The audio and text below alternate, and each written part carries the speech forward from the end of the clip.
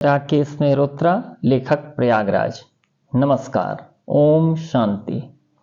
प्रिय श्रोतागण, मैं आपका अपने YouTube चैनल पर हृदय से स्वागत व अभिनंदन करता हूं। साथ ही आपके द्वारा पिछले लेखों के अनुमोदन व स्नेह के लिए आपका आभार व धन्यवाद प्रकट करता हूं। आशा के साथ निवेदन करता हूं कि इसी तरह आप अपना प्यार हमें देते रहेंगे। आज मैं आपके समक्ष अपने लेखों की श्रृंखला में अपना नया लेख शीर्षक आत्मा परमात्मा की एक चिंदी इकाई प्रस्तुत कर रहा हूं और आशा करता हूं कि आपकी अपेक्षाओं पर मैं खरा उतरूंगा। समस्त जीवन पृथ्वी के ऊपरी सतह पर हलचल मात्र है। इसमें परमात्मा विराट अस्तित्व है और शरीरधारी आत्मा इसका लघु रूप है।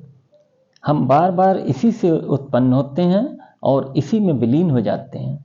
माता पिता का शरीर केवल सृष्टि का माध्यम मात्र है, जिनके द्वारा आत्मा आकृति ग्रहण करती है।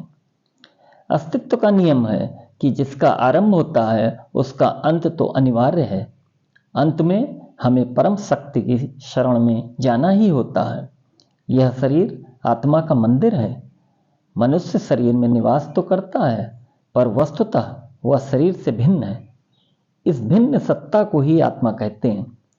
शरीर तो मनुष्य का एक परिधान है, परंतु भ्रम व अज्ञानता के कारण अपने आप को वह शरीर मान बैठता है।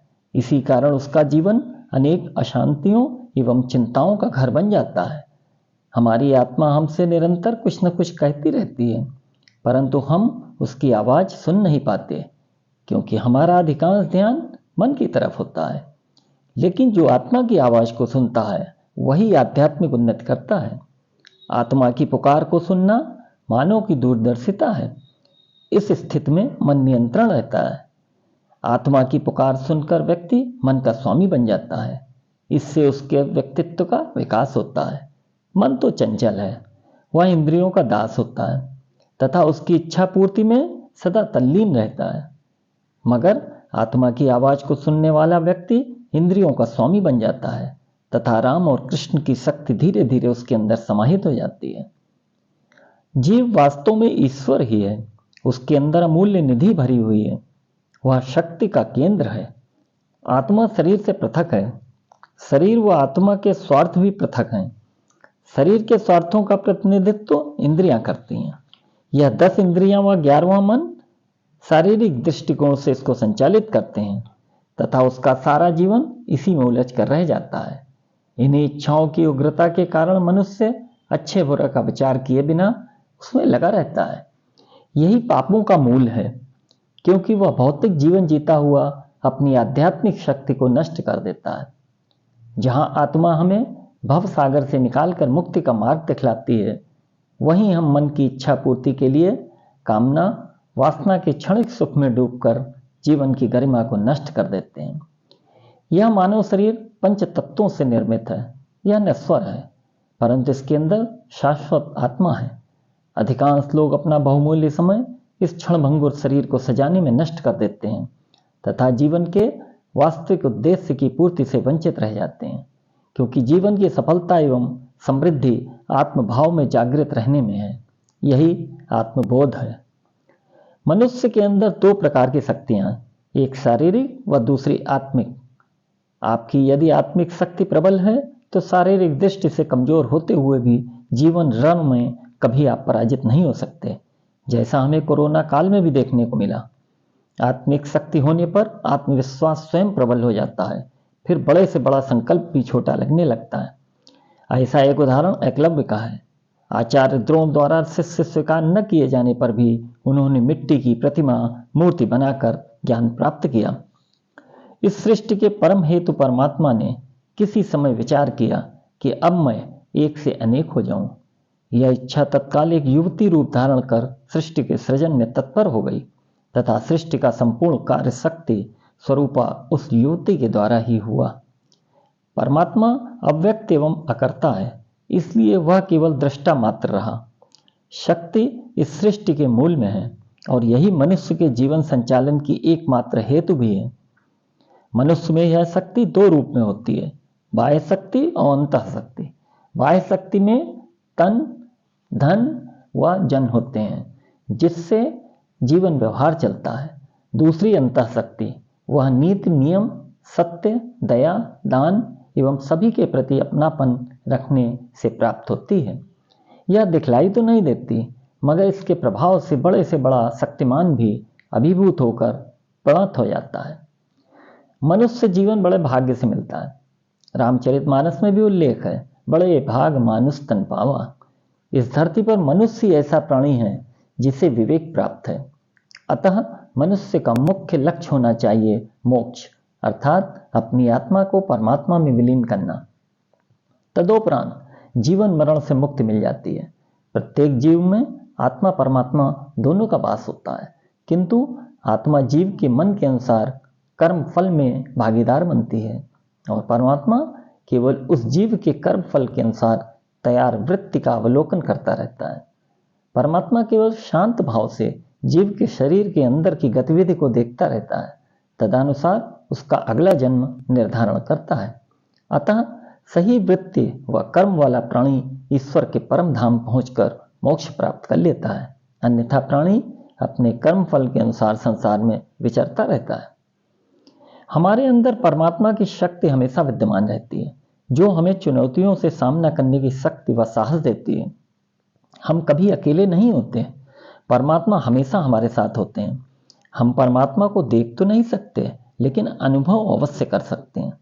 दरअसल हम जितना ग्रहणशील होंगे, उस शक्ति को उतना ही अधिक महसूस कर सकते हैं। यह मानव शरीर जो हरि का निवास है, इसमें सृष्टिकर्ता हमेशा ही विराजमान रहते हैं। चूंकि आत्मा परमात्मा का अंश है, इसलिए प्रत्येक जीव के अंदर परमात्मा मौजूद है और ध्यान साधना से हम अपने अंदर परमात्मा को खोज सकते हैं। हालांकि इस दौरान मन हमें विचारों से विचलित करता है, इसलिए अध्यात्म विज्ञान में हम परमात्मा के किसी भी जाति नाम को मानसिक रूप में दोहराते हैं, ताकि मन में विचारों से हमारा ध्यान न भटके। स्मरण है कि संसार में प्रकृति के 3 गुण हैं, सतोगुण, रजोगुण व तमोगुण। गीता में भगवान श्री कृष्ण ने उल्लेख किया है कि जो मनुष्य संसार में प्रत्येक प्राणी में ब्रह्म को देखता है, वह अपने कर्म फल ईश्वर को सौंप देता है, वह सतोगुणी कहलाता है। तथा जो प्राणी अपने कर्मों का फल स्वयं के भोग के लिए करता है, उसे हमेशा अधिक की आकांक्षा होती है, रजोगुणी ऐसा व्यक्ति कहलाता है। तथा वह जो केवल पशु की तरह कर्म करता है तथा उसका फल अपने उपयोग में करता है, उसे तमोगुणी कहते हैं। मानव शरीर ऐसा पथिक है जिसका लक्ष्य आत्म अनुभूत से आत्मा में परमात्मा को अनुभव करना है। आकाश, पाताल, लोक, परलोक में परमात्मा नहीं है। परमात्मा तो हमारे अंदर में निवास करता है। शरीर में व्याप्त परमात्मा को अनुभव करने वाला शरीर रोग, शोक, दुख एवं संताप से मुक्त हो जाता है। मानव शरीर के अंदर रोग नहीं होता है, लोग इस रोग को बाहर से ग्रहण कर लेते हैं। निरोगी काया इस प्रकृति की देन है, शक्ति का संकल्प है। शरीर में व्याप्त इस चेतना को हमें निरंतर अनुभव करना होगा, यही जीवन का मंत्र भी है। शरीरधारी आत्मा पर परमात्मा का प्रभुत्व है, अतः महासंकट भी इसे पराजित नहीं कर सकता। आइए चेतन स्वरूप अविनाशी, अनंत, अपरा, अजन्मा और सगुण परातत्व का अनुभव करें। यह न ध्यान में, न मन मस्तिष्क में स्पर्श करेगा, न योग से न भोग से प्रकट होगा, यह तो आत्म अनुभव से मिलेगा। आत्मा का स्पंदन अनुभूत होता है और आत्म अनुशासन ही पर्याप्त संबल है। चूंकि आत्मा को हमारी वृत्तियों, वासनाओं ने चारों ओर से घेर रखा है, इसलिए इस मार्ग में बाधाएं उत्पन्न होकर जटिल समस्याएं खड़ी कर देती हैं तथा मन के विकार जीवन पथ पर पहाड़ की तरह अडिग हो जाते हैं और मोह माया में बंधक बनकर हम आत्मा का मार्ग विस्मृत कर देते हैं। पाप जनित फलों से संकटों और कर्म जनित भोगों से समय व्यतीत होता जाता है। प्रारब्ध में जाल में फंसा जीव अपनी आत्मा से दूर हो जाता है, अन्यथा सदगृहस्थ भी आत्मानंद या परमानंद की निर्मल धारा में अवगाहन कर सकता है। आत्मा अजर, अमर व निश्चय शुद्ध भी है, मगर हमें सांसारिक कामों में उलझने से लगातार अलग अलग योनियों में भटकना पड़ता है। इसी क्रम में मानव जीवन जन्म से लेकर मृत्यु तक एक पुस्तक की तरह होता है, जिसका पहला पेज सूचक होता है तथा अंतिम पृष्ठ मृत्यु कहलाता है। बीच के पृष्ठ को हमें इसी जीवन में भरना होता है। जिस मनुष्य का मन सच्चा, निर्मल, निश्चल, दानवीर, अहिंसावादी, मर्यादा, करुणा, मानवता से भरा होता है, उसके जीवन की पुस्तक के सभी पृष्ठ पठनीय होंगे। विपरीत इसके जीवन पृष्ठ अपठनीय होंगे। इसी से आपका पुनर्जन्म निर्धारित होगा। इसीलिए हमें प्रत्येक दिन नेक कार्य करते रहना चाहिए, तभी एक दिन यह शुद्ध एवं पवित्र आत्मा जीवन मरण से मुक्त हो जाएगी। अतः हमें सद्गति प्राप्त करने के लिए इसी मार्ग का अनुसरण करना चाहिए। यह हमें जीवन में अध्यात्म का सहारा लेने से संभव हो सकती है। परमात्मा से समीपता स्थापित करना ही आध्यात्मिक प्रक्रिया है। भारतीय धर्म ग्रंथों में यह उपासना कहलाती है। उपासना शब्द उप व आसन के योग से बना है। उप का अर्थ है पास और आसन का अर्थ है बैठना। इसमें भक्ति मार्ग का अवलंबन आवश्यक है। इसे आध्यात्मिक भाषा में संगति कहते हैं। बुरी संगत से व्यक्ति दुख, संताप, अपमान, घृणा व निंदा का पात्र बनेगा और अच्छी संगति उसके जीवन को ऊंचा उठाकर प्रगति के मार्ग पर ले जाएगी। जैसे पारस पत्थर के संपर्क में लोहा सोना बन जाता है तथा कोयले की समीपता से कालिख लग जाती है। पुष्प के समीप से सुगंध, अग्नि के समीप से तपन, जल के समीप से शीतलता मिलती है। इसी तरह परमात्मा की छाया से व्यक्ति शक्ति, ज्ञान, गुण व धर्म से ओतप्रोत होता है। इसी पथ पर चलकर हमारे ऋषि महात्मा परमात्मा की समीपता प्राप्त कर आनंदित हुए। प्राचीन काल में ऋषि मुनि त्रिकाल संध्या 3 समय ईश्वर की उपासना में लीन रहते थे। क्योंकि हम ईश्वर की संतान हैं, अतः परमात्मा की समीपता व उपासना को जीवन में आत्मसात करना होगा, नहीं तो जगत पिता से संपर्क टूट जाएगा व हम साधन संपन्न होकर भी दुख व संतप्त भरा जीवन यापन करेंगे। अतः सुखी, संतुलित एवं सार्थक जीवन के लिए व्यक्ति में आध्यात्मिकता का विकास उपयोगी है। जब हम दूसरों का दुख दर्द दूर करते हैं तो हमें गहरा संतोष व प्रसन्नता मिलती है। व्यक्ति मेरे अपने के कारण बीमार व तनावग्रस्त होता है। इसके लिए आध्यात्मिक चेतना को जगाना जरूरी है और यदि सफलता मिल गई तो सभी उलझनें समाप्त हो जाएंगी। मीरा, तुलसी, कबीर की आध्यात्मिक चेतना का जागृत होना अनेकों उदाहरण हैं। आध्यात्मिक चेतना का हृदय होने पर व्यक्ति इस लोक में रहकर भी एक दूसरे लोक का प्राणी बन जाता है। फिर वह जगत के मिथ्याचार से संबंध तोड़ लेता है। वह अपनी आत्मा में रमण करने लग जाता है। फिर मैं मेरा जैसा कुछ नहीं रह जाता है। जब हम इस संसार में किसी दूसरे से प्रेम करते हैं तो हम उस इंसान के बाहरी रूप पर केंद्रित होते हैं तथा हमें जोड़ने वाला आंतरिक प्रेम को हम भूल जाते हैं। सच्चा प्रेम तो वह है जिसका अनुभव हम दिल से दिल तक और आत्मा से आत्मा तक करते हैं। बाहरी रूप तो आवरण मात्र है जो इंसान के अंदर सच्चे प्रेम को ढक देता है। सदा सदा का प्रेम केवल प्रभु का प्रेम है जो कि दिव्य एवं आध्यात्मिक है। हमारे जीवन का उद्देश्य भी यही है कि हम अपने सच्चे आत्मिक स्वरूप का अनुभव कर पाएं तथा अपनी आत्मा का मिलाप उसके स्रोत परमात्मा से करवा दें। भगवद गीता में भी वर्णित है कि परमात्मा की ज्योति आत्मा में रहती है, अन्यत्र कहीं नहीं।